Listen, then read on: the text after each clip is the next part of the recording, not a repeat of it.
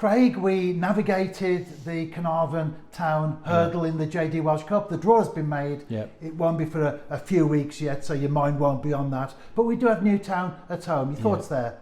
Yeah, it's a tough game again. I think you look at it. I was told by a reliable source it's the 5th time in 9 years that TNS have played Newtown in the Welsh Cup. So it'll be the 3rd time we play each other in a short space of time as well. So yeah, I'm friends with Chris. I know Chris. Newtown have probably underachieved a little bit this year so far, but both games we play against them were really tough. 0-0 at home first day of the season, and then as much as we won, I think it was 4-1, wasn't it, at home? It's still a tough game. So yeah, it's the main thing, we've got to draw at home, and that's I think that's all you can ask for. You'd be a bit greedy if you ask them anything else. And it's back to JD Cymru Premier action this weekend. We travel to Penybont. It's a 4th versus 1st encounter, but there is 13 points between the sides. There is, but also obviously Penybont. I think they've probably made no bones about in the last season and this season that they want to get European football. So it's always a tough place to go. It's never an easy game there. So they've got a decent home record. They've always pushed us close away from home over the recent years. So and even early on in the season we needed a 91st minute winner from Ryan Brobble to win the game. So yes, we dominated possession, we had opportunities, but still, the score's the score, and it was 1-0, and it was a close game. But obviously we've come a long way since then. We've won a lot of games in between that and scored a lot more goals. It was just a little bit disappointing on Friday night that we didn't take our opportunities, because you look back statistically, we had 26 shots at goal, 9 on target. So we really should be getting a better return than what we did. And looking back with those statistics that you just mentioned, how much time have you spent with the players going through that and making sure that they do put those wrongs right, so to speak? It's been a good week to do it, because it's a Saturday game. Obviously when it's a Friday game, you almost lose a day's training of any real intensity. So you've been to train, the lads had the weekend off, been to train really hard Monday, Tuesday, Wednesday, do all the things we need to do to improve from the game, and do all the things we need to do regarding shape-wise and set plays, etc. So we've ticked every box up to now, and we've obviously looked at Penybont. I was there on Saturday. I was up at Conway on Saturday, went to watch the game on Saturday, so I got a feel for them live, which I always like to do. Obviously watched their last 4 or 5 games through the Instat and etc. So we're under no illusion it's going to be a tough game. Got some very good players. Reece he's a good manager. He's done very well lately. He's took a club that he got promoted from the league below and challenged him for European position. So I think he needs a huge pat on the back, and the players have done really well. But we be going now the way we want to play and push ourselves on them.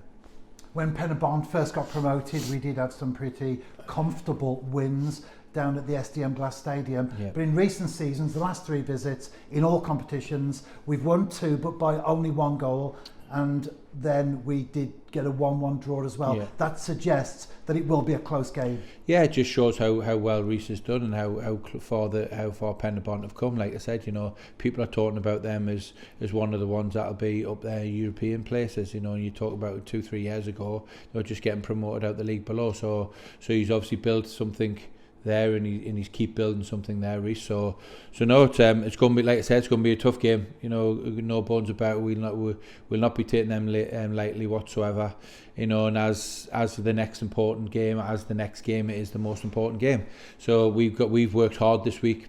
Like I said, I wasn't completely happy with the performance on Friday. More so the chances we missed, and how frivolous we were in front of goal. But it's been a good week. The great thing about it, look, we've got very, very good lads. We've got honest lads. They knew the minute that game had finished that the standard wasn't as high as what it should be. It was an opportunity to score 5 or 6 goals, and we didn't. But we went through, and the probably scoreline suggests the game wasn't as comfortable as what it actually was. So it is what it is. The lads have worked hard. Like you said, they're an honest group of players, and they know that standards in our final third wasn't fantastic the other day, but previous to that we've been scoring a lot of goals. And in back-to-back games now, we've had an unchanged starting 11. The defence in particular only one player would say that would be his preferred position. Yeah. But when you look across the way that they performed, slotted in, and the fluidity, they certainly didn't look out of place. Yeah, not at all. You know, we'll work hard on it during the week whenever there is shuffles around. You know, but more importantly, we've got players that are willing to do a job for the team. They're willing to play out the position. They embrace it and they take it as a challenge, and they want to perform as best as what they can. And having players like that, you know, we're very lucky here. Our coaching staff, we've got very good players at our disposal, but also players that, you know, are quite happy to put the team before the individual. Which, from my point of view, it's number one for me. You know, the team are more important than any individual. So we're fortunate. We've got some selfless players in the team that do a job for everybody else, which, you know, it helps massively. And for a number of weeks now, Josh Daniels has been the first choice for right back. He would prefer to play a little bit further up the field, but it's true to say that with TNS enjoying so much possession domestically, that in effect he probably spends more time in the opposition half anyway than he does in his own. Yeah, he does. You know, Josh has done brilliant. You know, he's done really, really well. You know, he's fitted in that right back position really well. You know, he defends better than a normal winger would. He's good in the air. You know, he's not the biggest in the world, but he's got a fantastic leap and he's aggressive with it. So he's got all the attributes there to be a really good fullback. And at this moment in time, he's the best fullback in the league. So you look at it and through his form, in he's the way he's playing from that position, it's suiting him at this moment in time. In another one, like I said, you know, it's not his first choice position, but again, he wants to play it desperately. He's found himself playing right back through injuries and previously playing there for Shrewsbury Town, and he's embraced it and ran with it, and you know the place is his at this moment in time. And it is a Saturday game, 5:15 kick-off this time round. How important then is the ability to travel the day before and then stay over in Cardiff? Yeah, it is. It's always important. You know, it's rest and preparation is just as important as actual physical output during the week, and you know, fitness, etc., and all the rest of the things leading up to a game. But I think it's underestimated the rest. You know, we'll train to Friday morning. We'll travel straight down to the game. The lads will have opportunity to have a couple hours in the bedroom, rest from the travel, then have an evening meal and get an early night and get to bed and get uninterrupted sleep, and prepare for the game on Saturday instead of travelling on the day. Each to their own. Some people travel on the day, some people don't. I know some players that might prefer to travel on the day and they get a good night's sleep in their own bed. But I think the right thing to do for us, it's not, like I said, it's not the hard and fast rule, but the right thing for us is to get down there as soon as we can on the Friday and get our feet up and prepare for the game on Saturday. And although we've given full credit to Penybont, and rightly so, of course, the New Saints is on a roll at the moment. 12 consecutive wins in the top flight, scored 41 goals, just 5 conceded. So it's true to say that going into this game, the players, the staff, everyone involved is absolutely full of confidence. Yeah, without a doubt. You know, I'm always confident with the players we've got and the staff we've got. You know, because I see on a daily basis what we can do. That's in no way, shape or form disrespect and not underestimating opposition. We do our due diligence. We, you know, I could have quite easily done nothing on Saturday afternoon, but I've went and drove up to Conway and watched them play because I've got respect for every team in the league and all the players and all the managers. And I think if you don't do your due diligence, it'll turn around and bite on the backside. But on the flip side, you know, we've got a very good squad, very good staff. We do things right, and I've got a lot of faith and a lot of, you know, trust in the players we've got. And if we're right, then we are obviously at this moment in time in a good vein of form, and you know, will be a big problem to any team.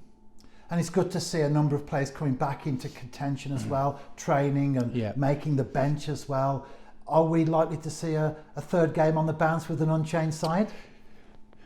It's, you know, there's been a lot of hard work went into it this week. You know, very, very lucky that Chris Marriott's back in the training with the team full time. You know, so Chris is back in contention for a starting lineup.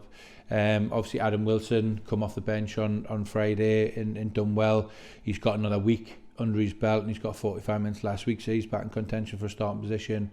And then also as well, you know, we've got Danny Williams who come off the bench again, who's trained brilliantly, and he's in a position for contention for a starting position. And then, you know, Josh Pask's trained with properly this week, so Josh isn't a million miles away from being back in with the group and being back available for games.